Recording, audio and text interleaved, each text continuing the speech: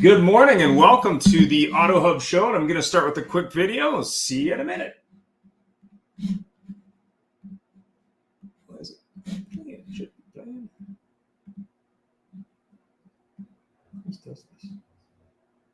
Start with an intro. What irons in the fire? Be a little bit about your story, and I'll go from there. Yeah. So, do you need me to hold that, or you got it? No, I got it. Okay. So my name. Your voice even up there. Yeah. So my name is Duran Cage, and I'm the owner and founder of Cage Automotive, and then also the co-founder of Bev Everything. And so on the Cage side, and that's why I'm here at AutoCon today, is I really focus on internet sales, CRM, and social media, like branding strategies. So I've been in the business since 2002, sold my first car in Albuquerque, New Mexico, and worked for the manufacturers. And that's what led me to a job in Memphis, Tennessee, where I ran a store out there.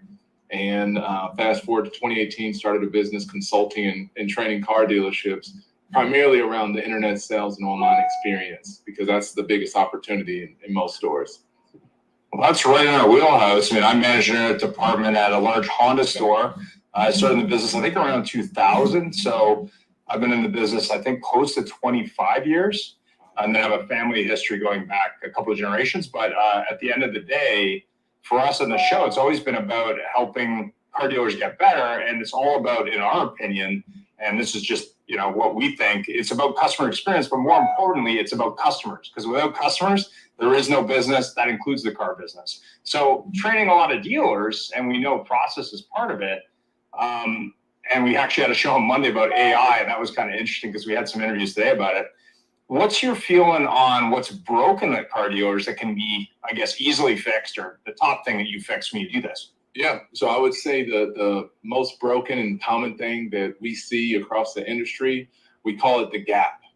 The gap is called leaders that run the stores but did not have the opportunity to work internet deals or actually be involved in the internet department or the BDC. So the reason why there's a gap is because we're still seeing in our industry that there's leaders that are just trusting the people in the internet department or the BDC to do it all without being actively engaged in that. And that's a problem because the traffic now, 80 to 90% of traffic is coming through digitally. So it's either a phone up or it's online. That's where a lot of this stuff is coming. And so the best leaders before digital came, they were some of the best at guiding the traffic on the lot, right? So a good leader would be like, hey, what's that person's name? What's that person's name? Make sure you get them logged, right? If we didn't log them or we didn't TO, for the people that are veterans listening to this, you know what happened. It was a scolding or you got fired. So that's a quick intro to the video. I did an interview with Duran Cage at AutoCon. If you're working on, obviously, the internet department or leads, which ironically the show is on today, not by accident, it's a great interview talking about that. And that's obviously a challenge in dealers today. But good morning and welcome. Let's go to the intro video. Here we go.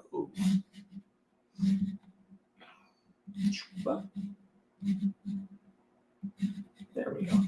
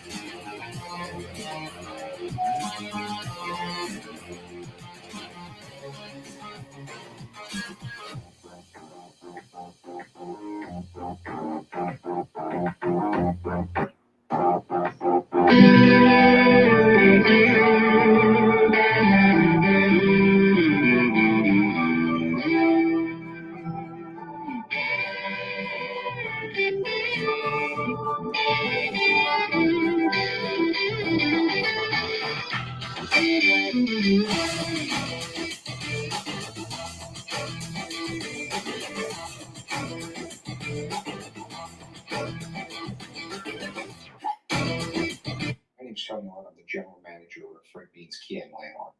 just wanted to take a minute to talk about Larry Feldman, Career Changers USA.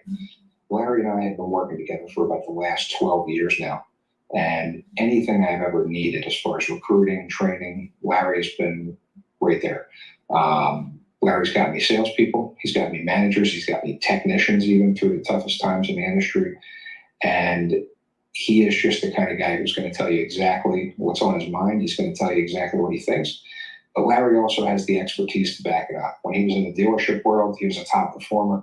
And that's really important to my staff, especially as it pertains to training. A lot of people can come in and teach out a textbook, but Larry has real world experience dealing with customers, dealing with situations in dealerships that we go through on a daily basis and try to train on. But Larry's been through it, so he can really empathize with the people and tell you what's worked for him and maybe what way not to go. Larry is just always at a 10. I mean, his energy level is always up there. And I think people, they just love that and they feed off of it. He's not faking it. He is genuinely excited to come in and help you. He's excited to come in and help grow your business. And he's one of those people who just really enjoys seeing dealers succeed and have a lot of fun at the same time. Life is about connection. Having a support system to lean on. And roads to endless possibility.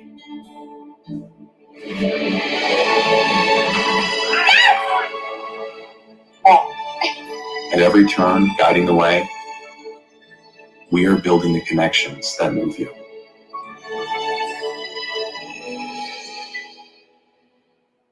So what would your dealership feel like if your entire sales staff was literally on fire, your sales and service staff? They were nonstop all over social media, completely dominating your marketplace. They could do it in 30 days or less and then continue their education to do it for an entire 6 months or a year.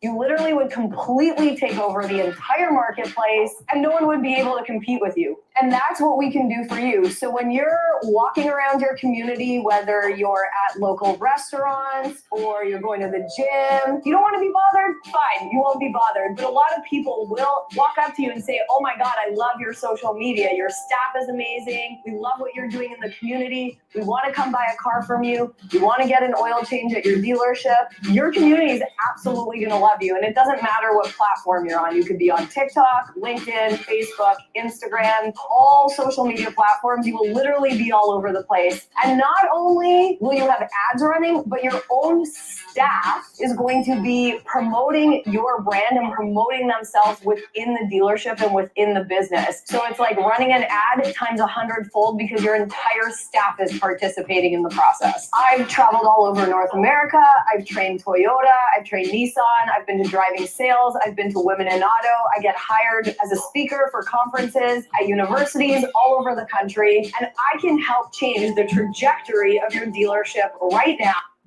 Good morning and welcome. So I'm going to start with introductions. We have a number of illustrious guests on this morning.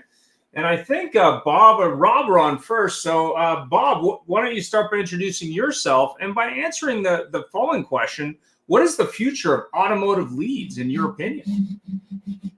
I'm Bob Lettis. I'm the VP of Business Development and Partnerships at 700 Credit. I've been in the automotive industry over 20 years.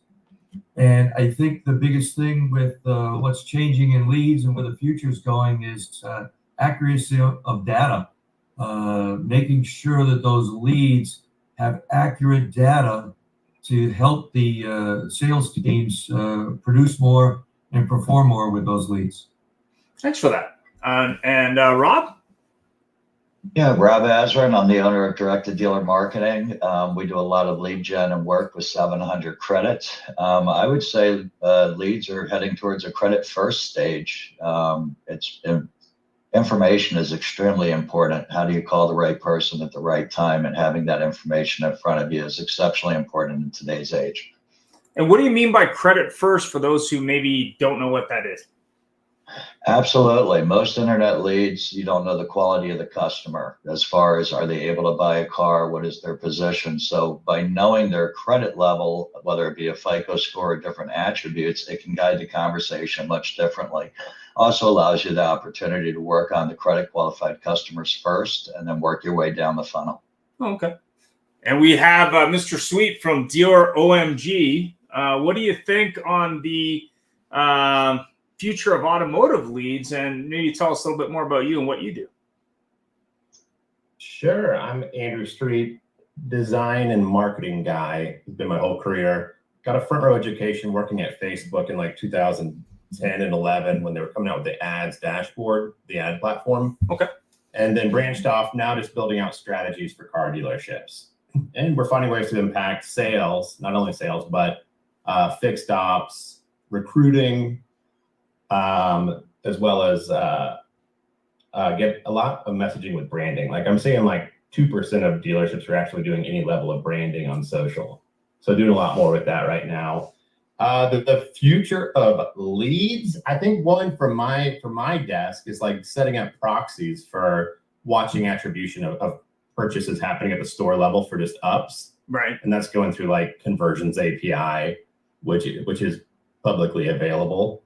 And then on the lead generation side, I feel like it's going to be a lot of it's going to be automated to where it's not relying on a huge BDC to work crappy leads. Right. Or it's going to be a focal point on lower funnel leads based on shopper's intent level. Like have they come by the website and looked at vehicle detail pages and started a credit app and abandoned it, or the advertiser to start to connect the dots with the dealership. So more about working the right leads versus working leads in general. Is that what you're thinking is? Well, I mean, just from my experience, we can flood leads to a dealership, but if they're really bad and they convert to sales at 2%, I'll see a BDC stops working them. Yeah. But if we can reserve and get a lower quantity of leads, but have it be a higher quality that converts at maybe 7% or 8% off of Facebook leads is what I'm talking about specifically, then the BDC will work them. Then we can start working on those strategies to make sure that what we're delivering is being worked by the BDC. So you mean people don't want to work bad leads? Is that what you're saying? Yes. Shocking. I don't blame them. And last but not least, we have Joel Benson, the CEO of VidCalls. He's on today to talk a little bit about obviously himself and VidCalls. So go ahead, Joel. Thank you, Ian. I appreciate that, and pleasure to be on your panel. I was thinking about leads and about communication, and I was wondering, I'm a history buff. So leads and introductions started back centuries ago when people started introducing people to other people and starting fires and things of that nature. Then in 1440, Gutenberg came up with the first printing press. In 1440, that made the leads to start with magazines and advertising, introducing people to products. It took 455 years later until 1895 when wireless started, leading to radio and radio ads. Then 32 years later, in 1927, television was invented. Need I say more? And then 42 years later than television, internet was invented in 1969. 44 years later, Zoom in 2013 came out with the first Zoom 1.0.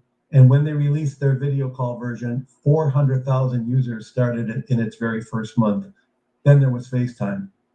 Well, 10 years later, in 2023, my company, vidcalls.com, introduced the very first digital C2B, customer to business online video sales call.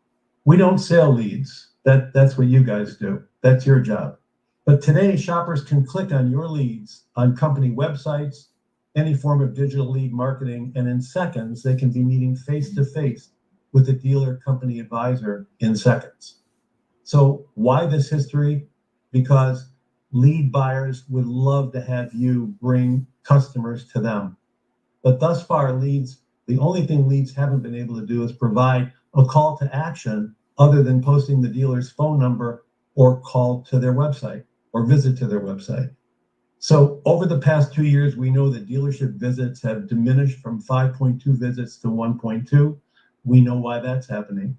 People are deep diving on the internet for information. They don't want to call showroom sales. However, when a shopper clicks a lead message to meet face-to-face with a showroom sales advisor on a video sales call, then you've got the hottest lead in video marketing. And that's what we do at VidPros. Thanks for that, Joel. So you think the future is video then, I'm assuming? I think the video is a big part of it.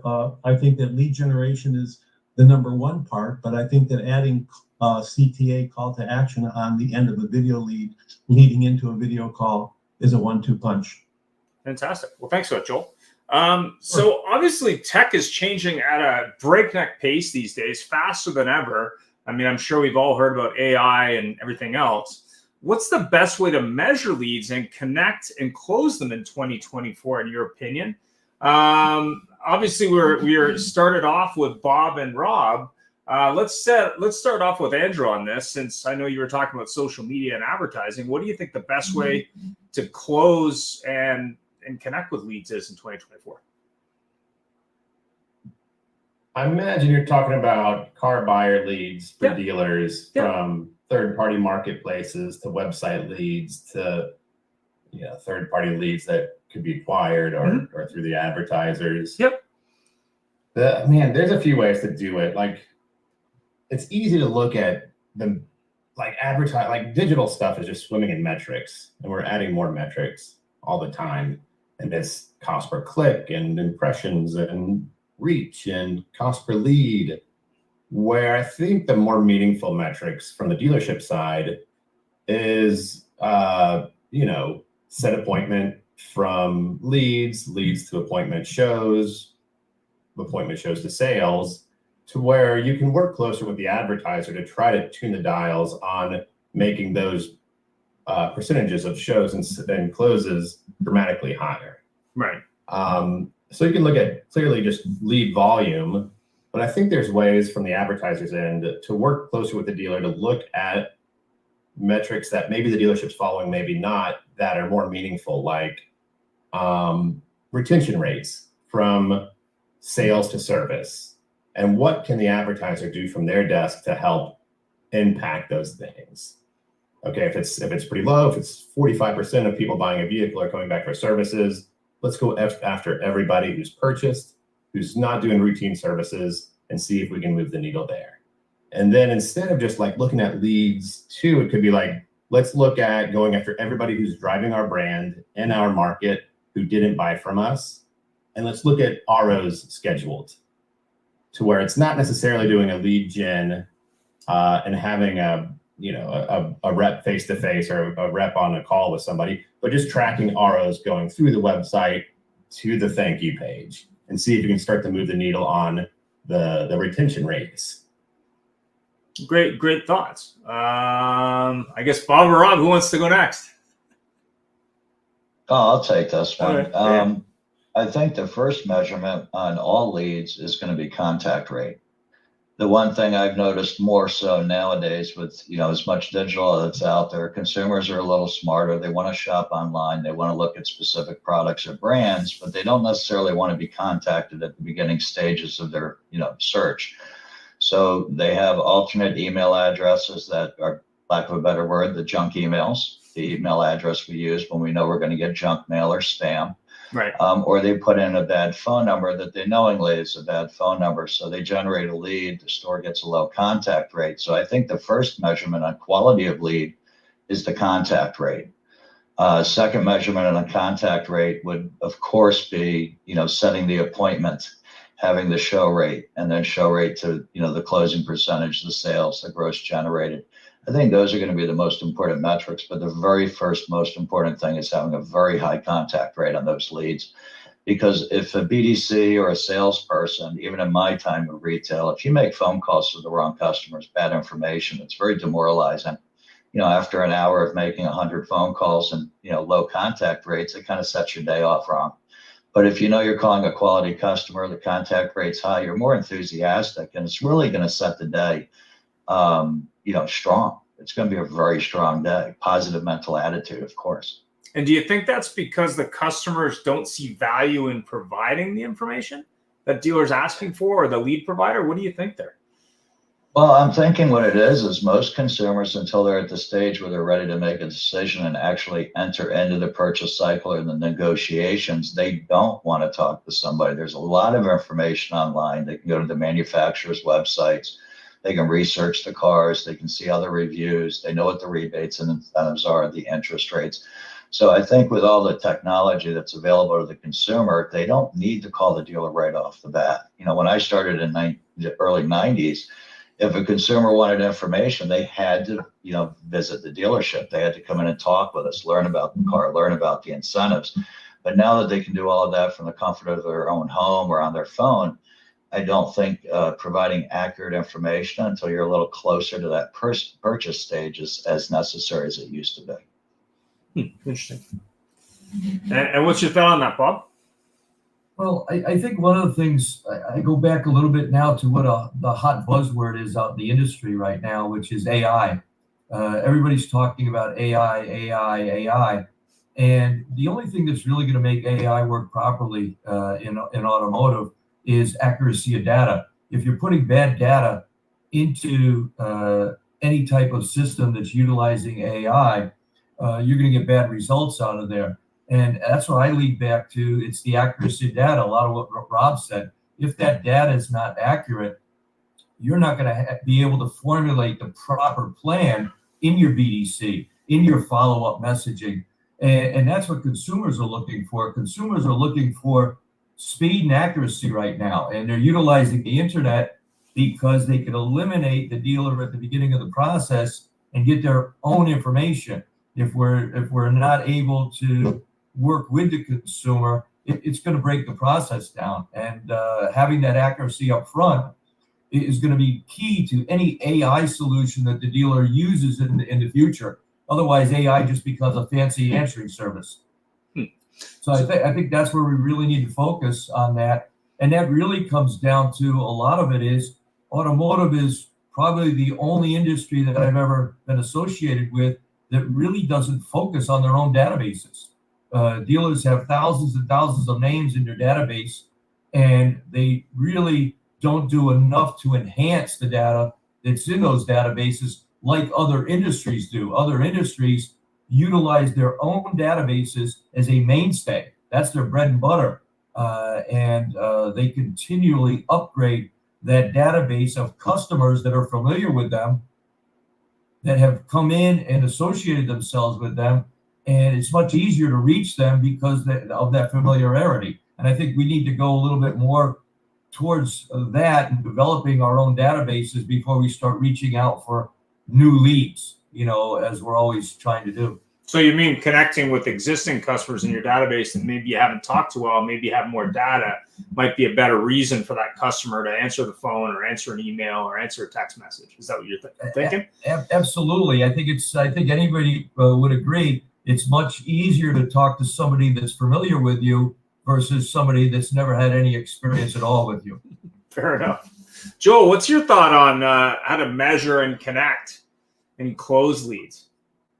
I agree with Bob. I've bought 4 cars over the past 12, 15 years at the same Mercedes dealership. Never once have I met with the same sales manager, and never once have I met with the same salesman that sold me the car because of the turnover. I think that the deflection is with the salespeople in the dealership. Them making cold calls is difficult. The AI is a great asset to have, and it makes sense if you can get that customer, as you said, Bob, at the right time and get the time to spend with you. So I think with our product, it's the convenience. With our product, we don't sell leads. We're not in the lead business. We work with lead companies. But what we try to do is to develop a call to action on any type of lead, whether it's a website, whether it's an email, whether it's a text message, social media, whatever, so that when a customer is ready at their convenience, all they have to do is click their mouse and they're meeting with a salesperson inside the dealership in seconds. And then from there, it's the salesperson's responsibility to bring that sale home. So it's really about making it easy for that customer to connect to that lead or connect to that dealership, make it easy, but more importantly, hopefully you're talking to the same salesperson, I guess, if they're still around. That's pretty shocking that the same salesman doesn't hang out that long these days, but it's not new. Sad but true. Sad but true. I guess my commission wasn't big enough on her deal, though. So how can dealers make sure every lead is handled? I mean, I know we've talked a little bit about BDC, a little bit about attitude, a little bit about lead quality. But is it just a sheer numbers problem? I mean, or is it all of the above? I mean, what do you think on that? Let's start with Andrew on that, because I know we talked a little about social media leads. Do you think it's just because there's too many people for that individual to call or message, and they're just not motivated because the lead quality is so poor? Or what do you think? That's what I'm finding with in-house, like smaller BDCs that are just overwhelmed with their own leads. And it comes at the expense of them not working their first party leads that are the customers who haven't purchased in 5 years, who still live in the market, and I think that's one area that I think AI is going to be really advancing. Is not necessarily just the messaging and response rate, which is a good way to start working leads quickly, or at least the autoresponder of "we'll be back with you in 24 hours," but it's helping us like sort customer data to say, here's everybody who has purchased over 5 years ago, who still lives in our market, who still drives that vehicle, and help filter those numbers to help prioritize those for the BDC to call. But that's the same BDC that is getting flooded by new customer leads who've maybe just barely heard of the dealership, or maybe don't even know the dealership exists, and they filled out a lead form through Car Gurus. And there's solutions that I'm finding right now with SMS providers, with virtual BDCs, to really help offload the volume of leads coming in, to work those leads to where at least by the time somebody inside of the dealership is communicating with somebody, it's a more qualified lead. So it's combination of quantity of leads and also the lack of ability to measure who the best people to start with are. Is that what you're thinking? Yeah, or to have some mechanism, if it's going to be a large volume of leads, your BDC is a little bit strapped to go through an outsourced opportunity to get those filtered down to a much higher quality of lead. Okay. Where you can still handle a lot of leads, a lot of transition those into customers using whatever mechanisms you have with videos and all that stuff. But to have somebody that's able to help throttle a lot of those leads. Because frankly, a lot of people who fill out really easy to apply for or really easy to submit lead forms that are self-populated and those types of things. Yeah, it's just not a great customer typically, right? Especially if we're selling, higher end luxury vehicles, right? Or maybe they don't have the right credit score, or just to have a filtering system in between you and the store. Yeah, that's a great point. I mean, Bob, we were talking about that in terms of credit pull first. If a dealer is dealing with thousands of leads a month and they don't know which ones to go after, so they're just sort of going after the new leads, which I know never happens in car dealers. Is there a way for your company to really say, okay, we have these existing leads in our database, but also maybe help them paint the leads that should be prioritized for that dealer to call those ones first, kind of deal, or at least know how to handle them? Absolutely. And one of the key things is lost leads at the front of the process. And a lot of times what happens today with a dealer, if you're a franchise dealer, you're selling 100 cars a month, most dealers are going to have about a 20-ish % close ratio, meaning you're going to probably have to see about 500 people to sell 100 cars. And what they're doing traditionally today, the dealer, is they're trying to pull the hard credit report up front. And of those 500 people that walk into the store, they may pull 250 credit reports. But what about the 250 people that walked into their store and all you got was a name and address and they walked out? By utilizing a credit first process, they could pull 500 saw pulls on those people. They'd have live credit data on every single person that walked into the store. So it makes it much easier to do proper follow-up. They'll know who the prime customers are, the subprime customers, the equity customers, and they can process, separate, and have a sales pitch ready for each one of those types of customers that would make more sense to the customer when that phone call or email or text message, came. And that's the key, efficiency. We're letting so much just go right through the bucket at the beginning of the process when we should be capturing it. Companies like Rob, or what Rob's process is doing as well, goes even deeper than what the soft pull is doing. The soft pull is using live credit data. You're going to get the FICO score, interest rate, payment, payoff, term, loan info.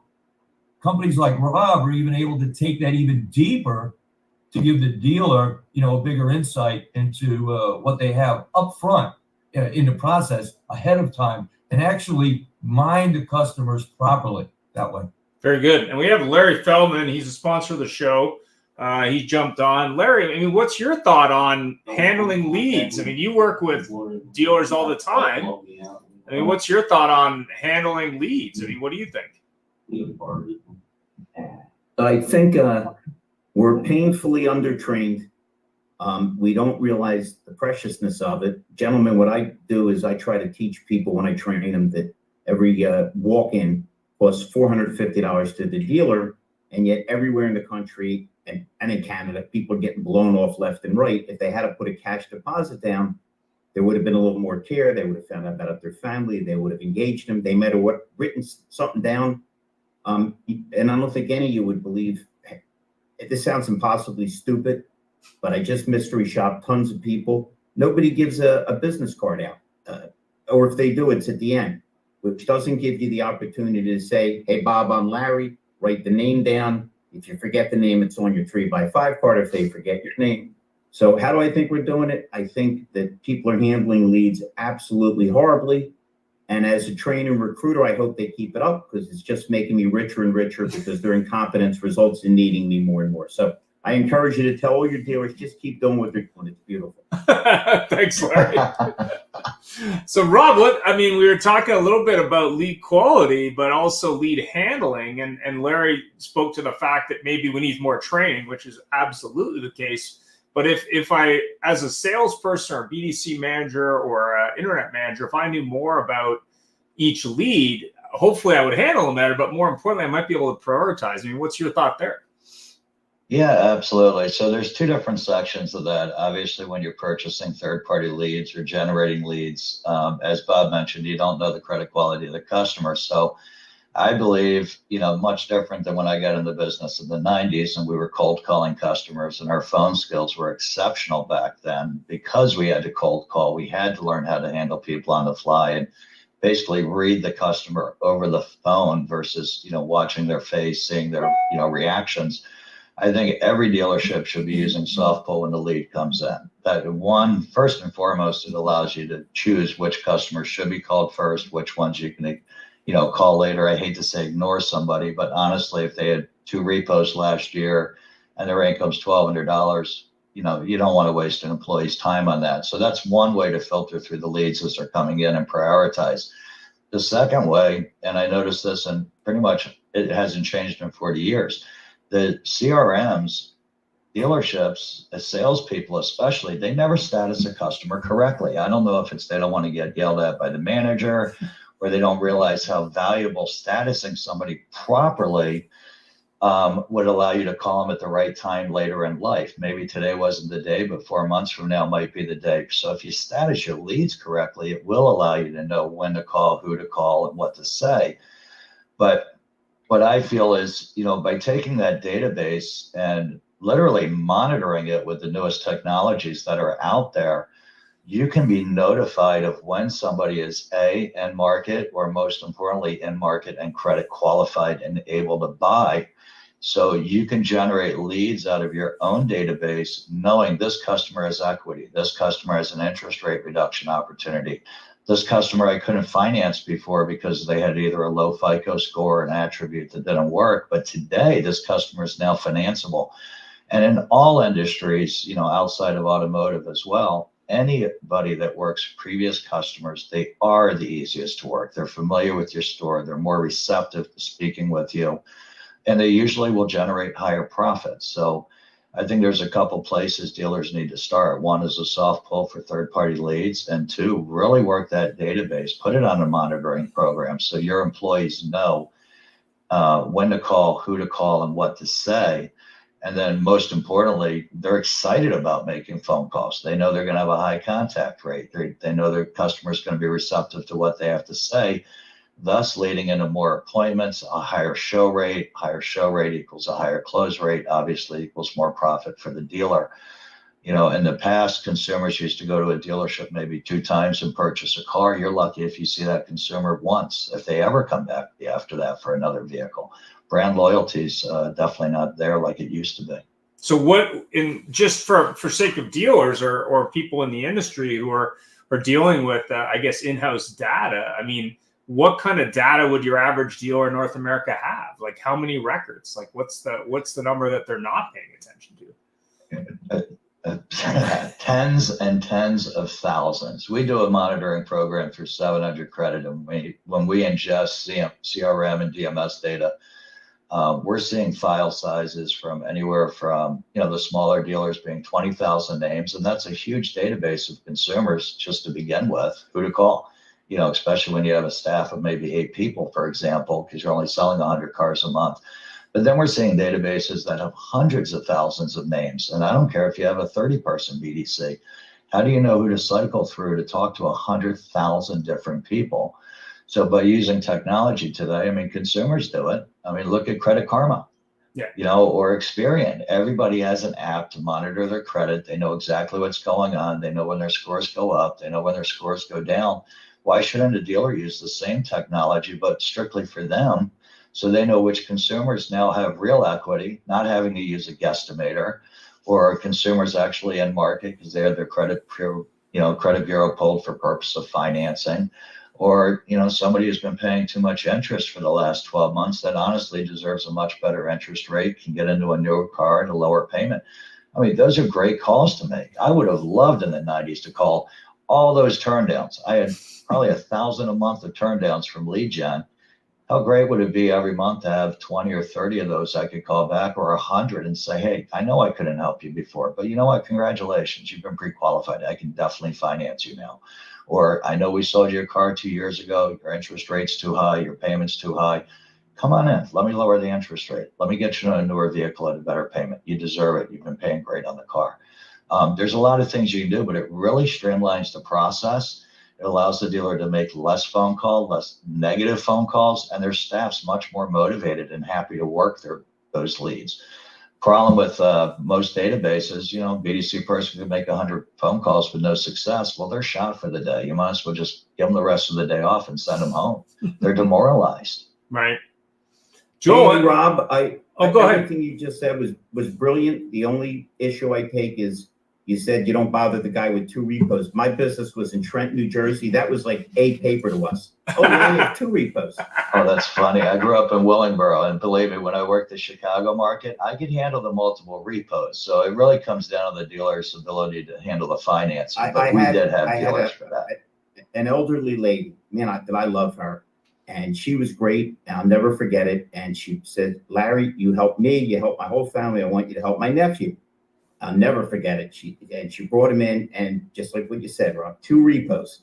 So, lady, you got the wrong Jew. You need Jesus. Unfortunately, we're out of miracles this week. So, but that was before we got in some of the banks we have now. Right. Yeah, I mean, when you're looking at leads, and you're looking at BDC, and you're looking at bad credit, and we were talking about it a little bit before the show. We did a panel, I think it was 2 years ago, in the Toronto market for subprime. You know, there's a large percentage of subprime in the market, but more importantly, if you knew how to break that out and position it correctly, that would probably not only get you more sales, it would empower you to make more calls, and the right calls in the right way. You know, I mean, what's your thought on how dealers can train to that, but more importantly, you know, are there people they shouldn't be calling? I mean, I guess that's the big question. Why don't we start with Bob on that? What do you think? Well, I think this in the auto industry, we've been doing the same thing for the last 40 years. And there's a stat that I always use that NADA says that a car dealer sells the same customer 1.2 times, only. Yeah. Meaning we get one customer and we never see him again. And average customer now, when you buy a car, maybe it could be a 7-year loan. And what I see in the auto industry is they sell them that car for 7 years and they never talk to them again. Why not? If you utilize products like I have or like Rob has with his monitoring product, we should be selling that customer during that 7-year loan. I could have 3 more sales to him. I could have equity upgrade opportunities or interest opportunities or insurance opportunities. And again, if you have the right data, you're being able to reach out to that customer you sold the car on. And even though they've got a 7-year loan, I may have 3 other selling opportunities or more. All right. Right. With not just cars, but other products. And a lot of times people will say, well, Bob, the auto industry is different. And I said, well, it's very similar to the mortgage industry. And the mortgage industry's price per sale is much higher than ours. And when people sell a house and they have a 30-year loan, all right, they're selling that person multiple times during that period, refinancing them, selling them insurances, etc. So I know it can be done if you have the right information. And that's what we have to go to. We have to step out of our comfort zone, enhance the training like Larry was saying as well, and teach people how to utilize this data that's now available to them, that Rob has and other companies like Andrew has or Joel, and utilize these tools properly so that we can get more than one sale. Hey, Bob, you're 100% correct. And I'm not being facetious. It's actually more simplistic than that. We've got a whole generation of people that don't know even how to talk to somebody. Every training class I do, Bob, I send people out to mystery shop, not to say they want a car, to say they want a car for their sister that had a baby. If it's guys my age and your age, I'd say it's your daughter. You just wouldn't believe the answers you get. I had a guy in a 3-piece suit in Pennsylvania. The guy looked like a banker. And he went out and he said, my daughter just had a baby. The moron that waited on him didn't say, congratulations, boy or a girl, is it her first time being grandpa? He said, well, you got to bring her back. So we're at the basic. What Rob's talking about is a sophistication of refining the leads so you can go down the proper path. So you're shooting at the right target. But I'm telling you, if you saw what was out there, how people respond or don't respond, how afraid they are of their phones, I'm betting every one of you has reached out to somebody and you call them and they text you back. And if you indicate, hey, give me a call, look, they still text you back. So if the basic communication skills don't exist, how the hell can we ever get to what Rob's talking about, which is 100% correct? Because refining leads, right? Rob, think how many companies have come up like the gold miners, where they look at the data and say, hell, this guy's got 8 lease payments left, or ways to evaluate cars on the service drive so you pick up trades. But if the basic things aren't there, everybody thinks the close is you screwed up the deal and your manager rides in on a white horse. The close starts when you say, welcome to, I'm Larry Feldman, here's my card. What brings you today, sales or service?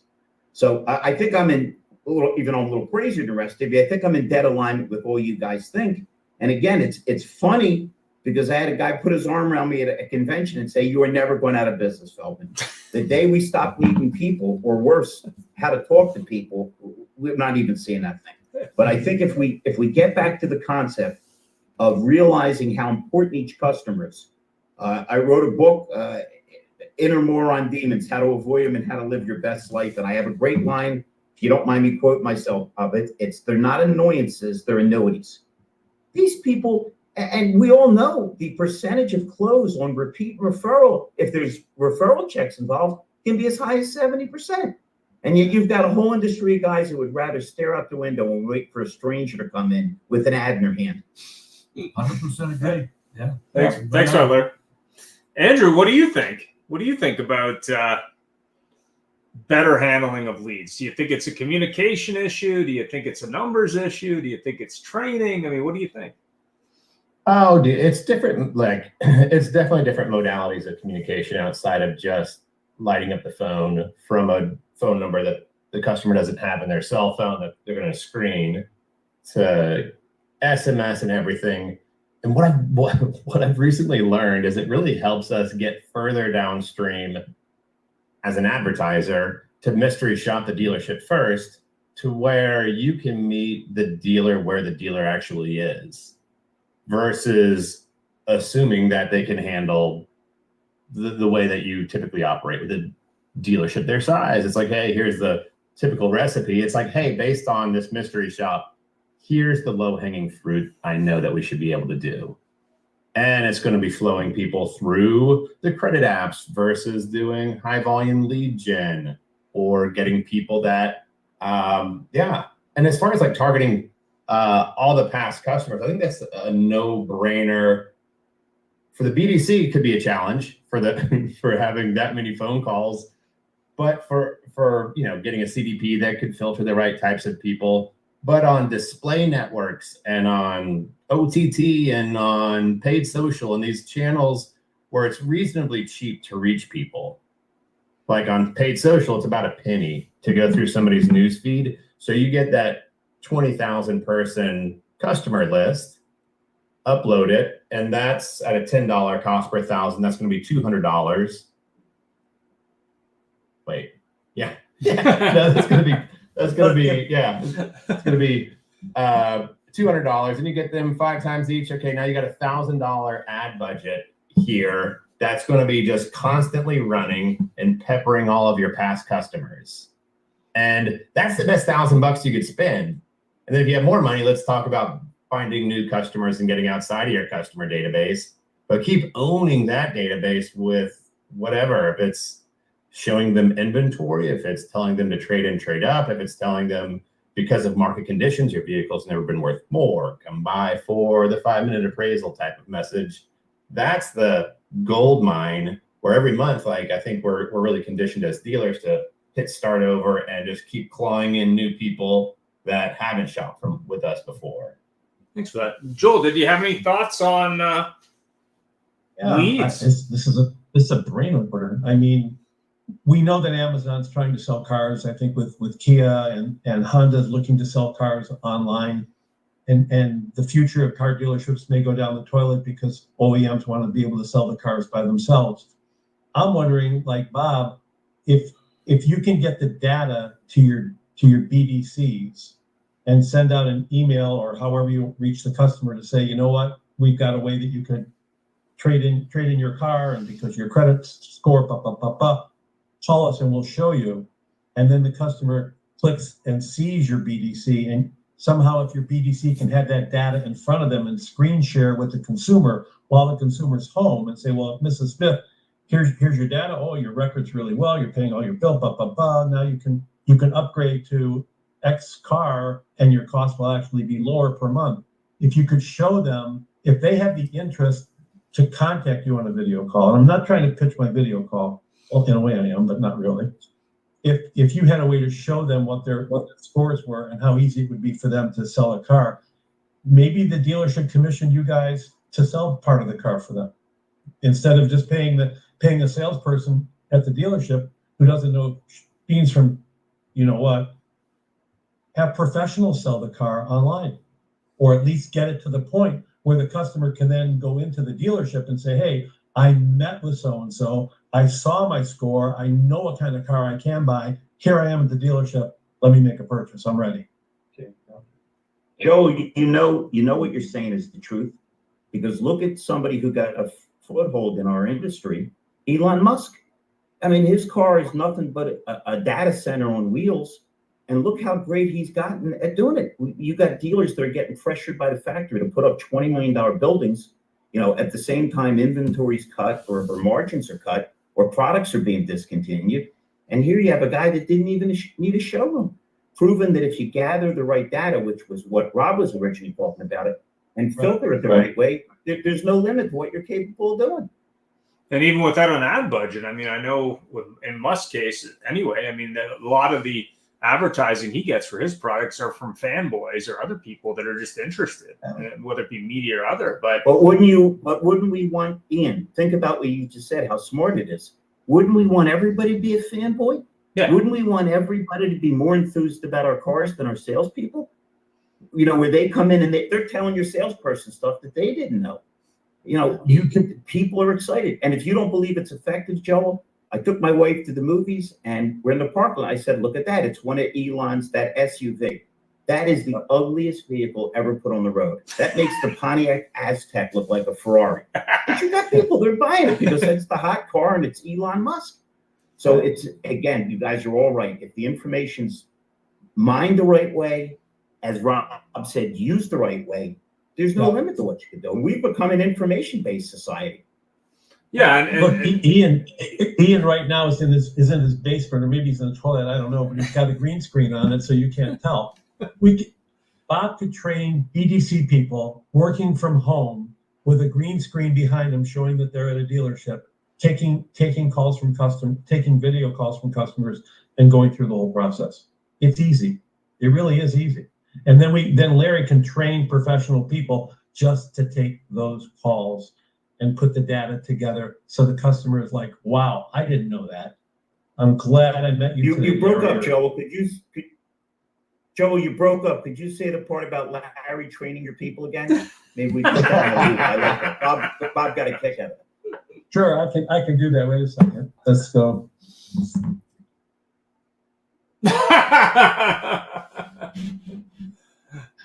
I think he lost you there, Larry.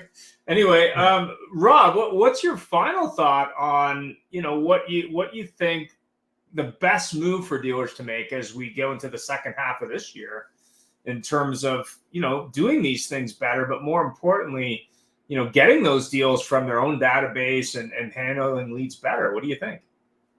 Absolutely. Dealers are spending a tremendous amount of money marketing, and as you know, they usually don't get, you know, the best results, or they can't really measure what they're doing. They just keep dumping money. I used to do the same thing. I had a $100,000 ad budget in the early 2000s, and if we sold cars and the cost per sale was there, I just continued with the same, you know, formula. You know, but there was probably plenty of things that weren't working for me. I think dealers, especially coming into the slower season, being winter or, you know, the holiday months, they should really start concentrating on the things that can really work for them. Start with the database, start with a credit first process. You could seriously spend a lot less money monthly, but generate better results. So I think having a good, solid credit database monitoring, a good, solid metric for inbound leads of who to call, being able to, you know, utilize metrics like Andrew was talking about, which leads are actually quality. You can get 100 leads from one company and 50 leads from another, but you may close 10 on the 50 versus 3 on the 100. So take a look at what the quality is on them. Do the credit first. You know, run the soft pull through a company like 700 credit and the quality of leads you're actually receiving. But most importantly, don't forget about your database. Your database is a gold mine. You've already spent the money on it. Let's put it back to work for you. You could probably sell more cars out of that database than, you know, regular sales in the course of a month anyway. Great thoughts. Andrew, what do you think? Dude, it truly is the database. Like if like we spend a lot of money for some reason to access our own database in auto too, which is customers that we've already earned. They know about our dealership. We're not introducing the dealership. We can access that stuff for free and export it as a spreadsheet even, and start having a call center work it, or upload it to different marketing platforms and start running media against it. Is the lowest hanging fruit, opposed to trying to buy more third-party leads of people who didn't buy from us. Like, so that's where I'm finding by far the biggest return from advertising. Then the second one would be going after people who are driving our brand who did not buy from us. And then if their vehicle's over a couple of years old, maybe 4 years old, start working on them on the new features and get them into our funnel, get them into the dealership's funnel. Those are like the two things for sure to start doing that I feel like a lot of dealerships aren't really doing well.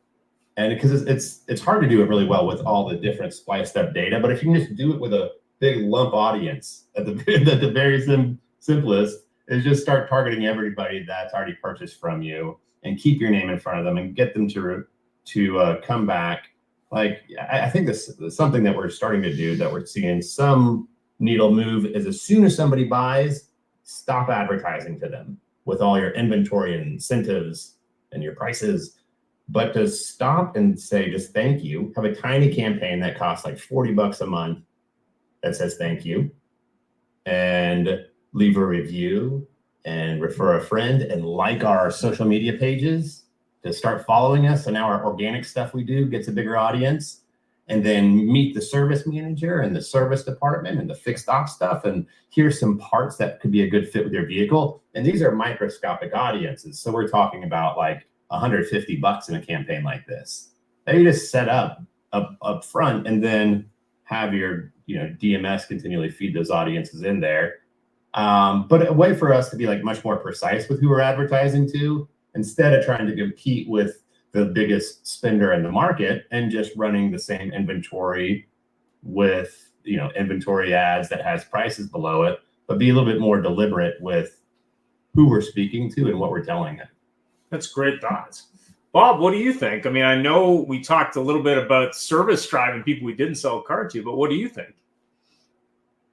I think it's a fact that we could definitely, what 700 Credit could do with the monitoring product with Rob, we could give you the best credit qualified lead with the most data that you've ever seen in the industry.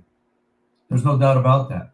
I can tell you everything you want to know when that product, when that customer comes out, whether they're an equity customer, an interest rate reduction, what their credit profile is, what's even in their, what cars are in their current garage right now. This program does everything you want for half the cost of an internet lead.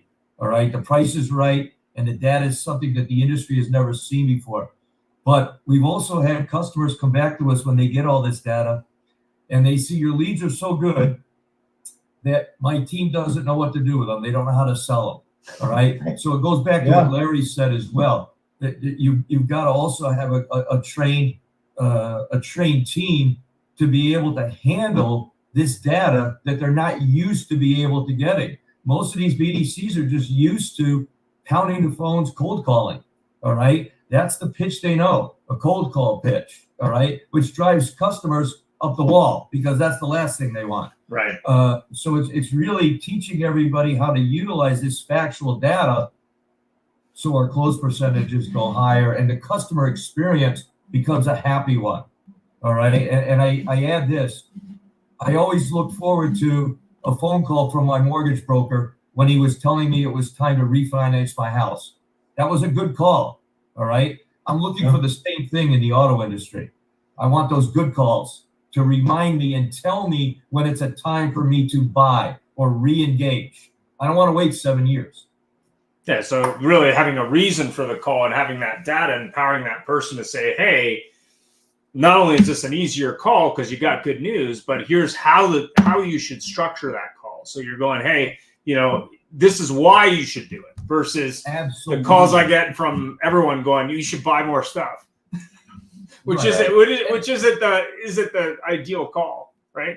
Yeah, and it's when somebody's calling you with a real reason and a solution, it makes that call so much easier to immediately come to an agreement. And we're not utilizing that enough, but the technology is there with the products that are out there like Joel's and things. The data is there with products like Rob's and 700 Credit. So it's now getting people used to using the right tools with the right data. Fantastic. Joel, any final thoughts? I think a dealer would be happy to use a Bob and Andrew to have them meet with the customers, to have them to give the data so that the customer gets off that call. I disagree with phone calls. I think phone calls are being outdated. I mean, every business is on Zoom call, or FedEx calls. And if you're on socially, you want to talk to someone, you're on a video, you're on a FaceTime call, it's the way of the world. So if we could set up a system where a customer can see an advisor from a BDC or anybody that's trained to sell the car, go over the data so that the customer walks into that dealership fully aware of what they're going into, even if they've got the data in their hand, showing it to salesperson at the dealership. That's my belief. I think it's better than a phone call. But that, again, I think that video is going to lead the way. Fantastic. Larry, any final thoughts? I think he's wrapped up in a few things. Thanks very much, everyone, for being on the show today. I really appreciate it. If you are looking to get leads for your business, manage the leads you have better, identify them better, dig through your database or promote your dealership, obviously the guests on the show today can do that. And last but not least, if you're looking to upgrade your experience with a video call to work with all these technologies, reach out and have yourself a great week. Thanks for watching.